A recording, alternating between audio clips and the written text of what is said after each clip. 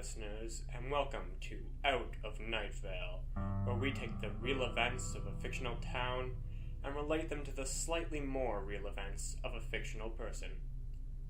Today's episode will feature the Shape in Mission Grove Park.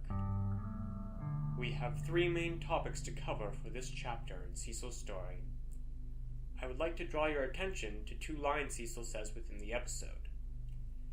It is possible that I am alone in an empty universe, speaking to no one, unaware that the world is held aloft merely by my delusions and my smooth, sonorous voice.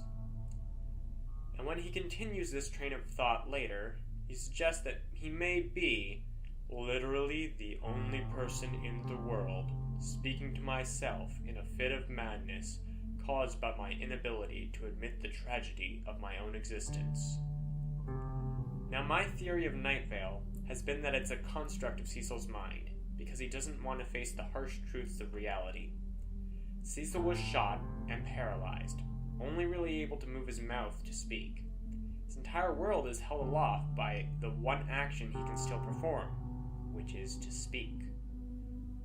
Although the tragedy of Cecil's existence could be referring to his being the only living being in the world, I believe that he instead is referring to his injuries without really realizing it. We do hear Cecil spot Leland and move on from this existential crisis, but as mentioned, Nightvale is a coping mechanism from his subconscious, and would do its best to divert Cecil's attention from realizing the situation he's in within Nightvale. And showing Cecil Leland inside of Nightvale was the perfect way to reassure him of his reality at that time.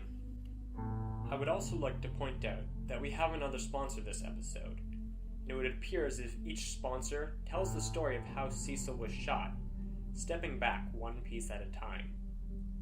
To recap our last two sponsors, we first had Coca-Cola, who referenced how he was shot and what he felt at the time. We then took a step back with Big Rico's sponsorship, the mob who lent Cecil the money and shot him when he wasn't able to pay it back on time. In The Shape in Grove Park, our sponsors don't give us a name. They're purposefully ambiguous. The message they tell us, though, is, "Come huddle with us." Now, if we look at the loan Cecil took and consider "come huddle with us" caused him to take that loan somehow, we can assume that Cecil was broke and was invited to huddle around a fire behind the used car sales center.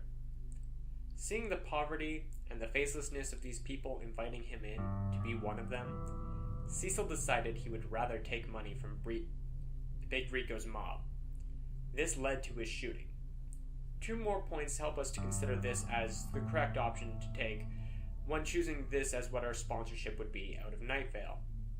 And those 2 points are, first of all, that the poor people huddling would have no brand recognized with them, and that's why on our sponsorship in this episode, there's no brand that we're told when we're told to come huddle with us. The other part to consider is that our sponsors for this episode end with "come huddle with us, or else." And the consequences for Cecil not huddling with them was that he ended up being shot. Now that we've covered the base that holds up this theory, let's take a look at the episode's namesake, The Shape in Mission Grove Park. This gave me some trouble initially when considering what it could be out of Nightvale. It's something that's sparsely described. Cecil is the only one who's willing to talk about it, and when he does, the shape begins to attack the radio station.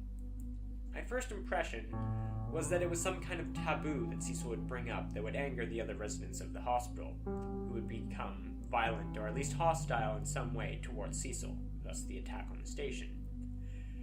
But try as I might, I couldn't find taboo that felt right in this situation, and there was no evidence to support Cecil mentioning something taboo to get himself the target of such aggression.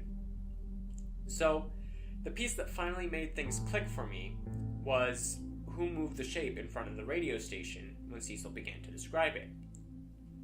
The city council, who governs Nightvale, moved the shape.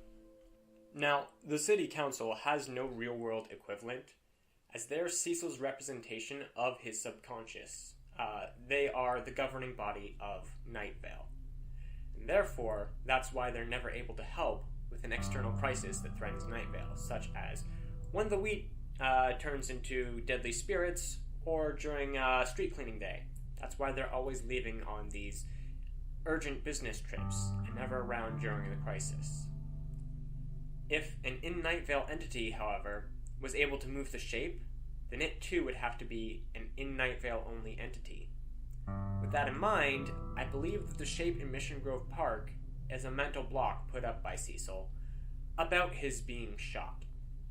As Cecil talks about it and prods his mental block, the horrors of his circumstance start to leak through. That's the shape in Mission Grove Park attacking the radio station.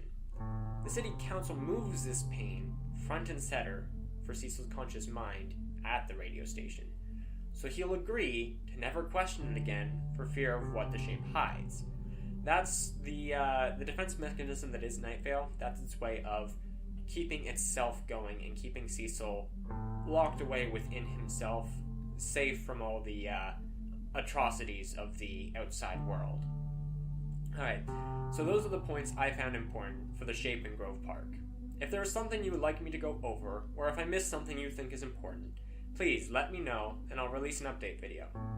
Also, please leave a comment if there's something that you like or would like to see changed about this show. I'm always trying to improve it, and I'd like to know what you guys think about how I do things and how I could do them better. In addition to that, please like and subscribe just so I can see you guys actually do enjoy what I'm doing here. And finally, good night, listeners. Good night.